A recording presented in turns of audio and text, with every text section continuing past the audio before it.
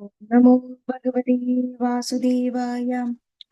शुक्लाम्बरधरं विष्णुं शशिवर्णं चतुर्भुजं प्रसन्नवदनं ध्यायेत् सर्वविघ्नोपशान्तये। गुरवे सर्वलोकानां भिषजे भवरोगिणां निधये सर्वविद्यानां दक्षिणामूर्तये नमः। जन्माद्यस्य यतोऽन्वयातितरतच्चार्तेष्वभिघ्नस्वराट् तेने ब्रह्महृदाय आदिकवये मुह्यं धियत्सूरयः। तेजो वारिमृदां यथा विनिमयो यत्र त्रिसर्गो मृषा धाम्ना स्वेन सदा निरस्तकुहकं सत्यं परं धीमहि। धर्मप्रोञ्चितकैतवोऽत्र परमो निर्मत्सराणां सदां वेद्यं वास्तवमत्र वस्तु शिवदं तावत्रयोन्मूलनम्। श्रीमद्भागवते महामुनिकृते किं वा परैरीश्वरः सद्यो हृद्यवरुध्यतेऽत्र कृतिभिः शुश्रूभिस्तक्षणात्।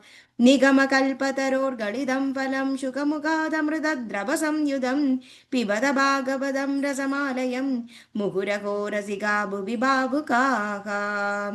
नारायणं नमस्कृत्य नरं चैव नरोत्तमं देवीं सरस्वतीं व्यासं ततो जयमुदीरयेत्। यं प्रव्रजन्तमनुपेतमपेतकृत्यं द्वैपायनो विरहकादर आजुहाव पुत्रेदि तन्मयतया तरवोऽभिनेदु तं सर्वबोधहृदयं मुनिमानतोऽस्मि। यस्वानुभावमखिलश्रुतिसारमेघम् अध्यात्मदीपम् अतितितीर्षदां तमोदं संसारिणां करुणयाः पुराणगुह्यं तं व्याससूनुमुपयामि गुरुमुनीनाम्। मूगं करोति वाचालं पङ्गुं लङ्घयते गिरिं यत्कृपातमहं वन्दे परमानन्दमाधवं। यं ब्रह्मा वरुणेन्द्ररुद्रमरुदस्तुन्वन्ति दिव्यस्तवैः वेदैः साङ्गपदक्रमोपनिषदैर्गायन्ति यं सामगाः।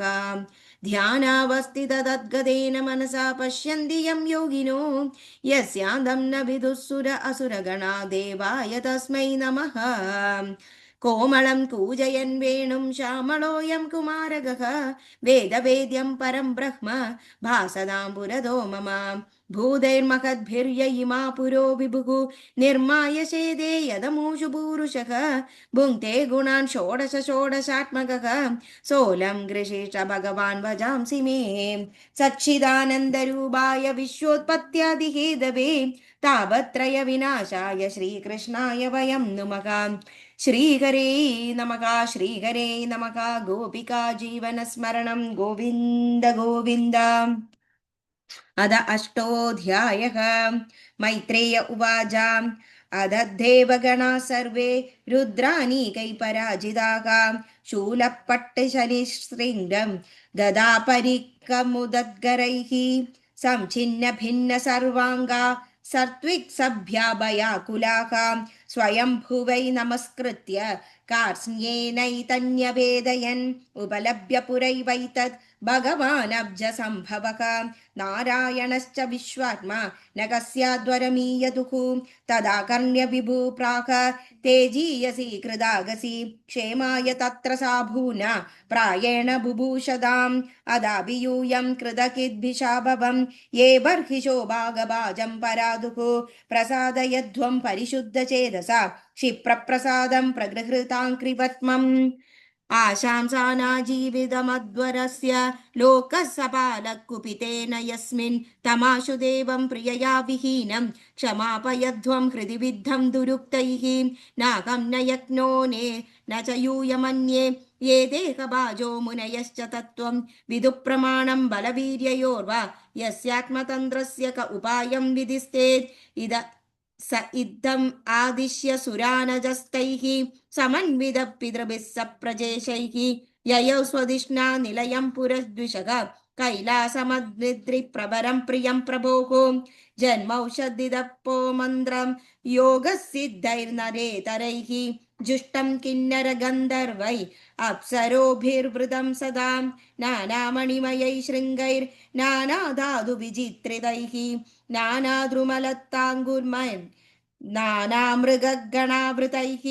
नानामलप्रसवनैर्नानाकन्दरसानुभिः रमणं विकारन्दीनां रमणैः सिद्धयोषिदां मयूरकेकाविरुदं मदान्दाळिविमूर्छितं प्लावितैरक्तकण्डानां कूजितैश्च पदत्रिणाम् आह्वयन्तम् अभिधोत्सदैर्द्विजान् कामदुःखैर्द्रुमैः व्रजन्तमिव मादं गैर्गृणन्तम् इव निर्झरैः मन्दारैः पारिजातैश्च सरलैश्चोपशोभितं तमालैः शालतालैश्च कोविदारसनार्जुनैः चूदैकदम्बैर्नीपैश्च नागपुन्नागचम्बकैः पाडलाशोकवगुलैः कुन्दैकुरबकैरपि स्वर्णानशतपत्रैश्च वरणेणुकजादिभिः कुब्जकैर्मल्लिकाभिश्च माधवीभिश्च मण्डितं पनसोदुम्बराश्वत्थ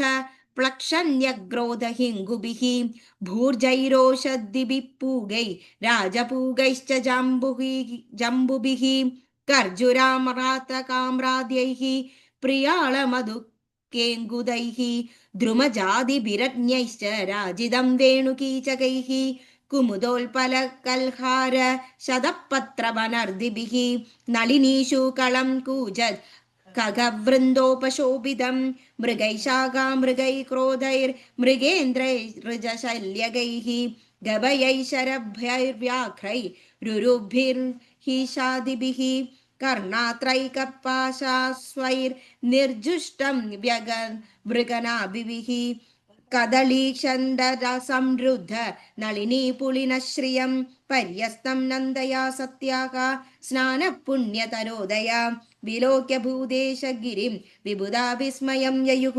ददृशुस्तत्र ते रम्याम् अलगां नाम वैपुरीं वनं सौगन्धिकं चापि यत्र तन्नाम पङ्कजं नन्दाचालकनन्दा च सरितौ बाह्यदः पुरगां तीर्थपादपदाम्बोज रजस्सातीव पावने ययोसुरस्त्रियक्षक्तर् अवर्युह्य स्वधिष्णदः क्रीदन्ती पुंसि चन्दन्त्यो विगाह्यरतिकर्षिताः ययोस्तस्नानबिभ्रश्नम् अवकुङ्कुमपिञ्जरं विदृश्योऽपि पिबन्त्यम्बः पाययन्तो गजागजीः तारहेममहारत्न विमानशतसङ्कुलां जुष्टां पुण्यजनस्त्रीभिररध्याखं सतडिघ्ननं हित्वा यक्षेश्वरपुरीं वनं सौगन्धिकं च तद् द्रुमैकामधुकैर्हृद्यं चित्रमाल्यफलच्छदैः रक्तकण्डखगानीक स्वरमण्डित षट्पदं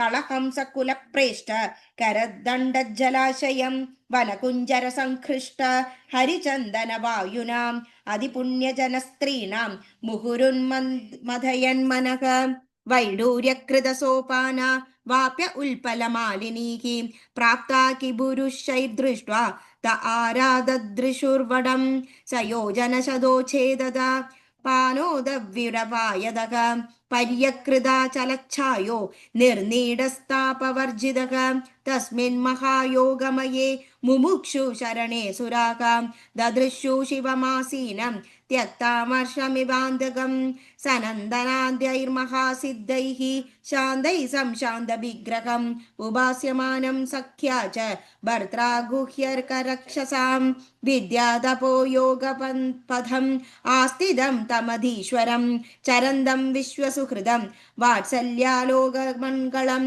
लिङ्गं च तापसाभीष्टं भस्मं दण्डजडाजिनम् अङ्गेन सन्ध्याब्ररुजा चन्द्रलेखां च बिभ्रदम् उपविष्टं दर्भमय्यां भृस्यां ब्रह्म सनातनं नारदाय प्रवोचन्दं पृच्छते शृण्वतां सतां कृत्वोरौ दक्षिणे सव्यं पादपद्मं च जानुनि बाहुं प्रकोष्ठेक्षमालाम् आसीनं तर्कमुद्रयाम् तं ब्रह्मनिर्वाणसमाधिमाश्रितं व्युपाश्रितं गिरिशं योगकक्षां सलोकपाला मुनयो मनूनाम् आद्यं मनुं प्राञ्जलय प्रणेनुमुः सतूपलभ्यागदात्मनौनिं सुरासुरेशैरभिवन्दिताङ्क्रिः उद्धाय चक्रे शिरसाभिवन्दनम् अर्हतमः कस्य यदैव विष्णुः तदा परे सिद्धगणा महर्षिभिः ये वै समन्दादनुनीललोहितं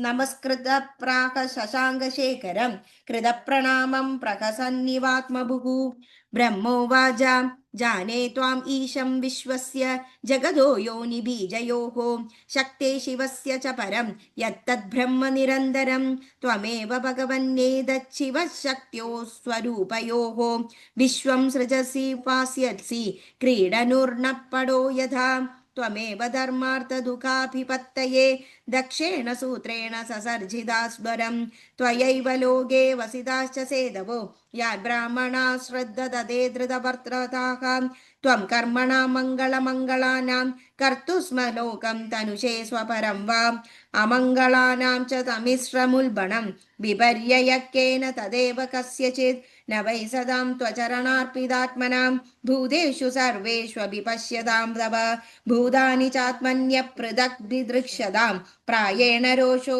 विभवेद्यदा पशुं पृददिद्य कर्म दृशो दुराशयाः परोदयेनापि हृद्रुजो निशं परान् दुरुक्तैर्विदुदं द्यरुन्ददा तान्मावधीदैव वदान्द्वभवद्विदः यस्मिन् यदा पुष्करनाभमायया दुरन्दया स्पृष्टधियः पृथग्दृशः कुर्वन्ति तत्र ह्यनुकम्बया कृपां न साधवो दैव बलात्कृते क्रमं भवांसु पुंस परमस्य मायया दुरन्दया स्पृष्टम् अधिसमस्तदृक् तया हदात्मस्वनुकर्म चेतः स्वनुग्रहं कर्तुमिहार्हसि प्रभो कुर्वद्वरस्योदरणं हतस्य भो त्वया समाप्तस्य मनो प्रजापतेः न यत्र भागं तव भागिनो ददुः कुजयुज्यो येन मखो निनीयते जीवताजमानोऽयं प्रपद्येताक्षिणी भगः भृगोश्मश्रूणीरोहन्तु पुष्णो दन्ताश्च पूर्वपद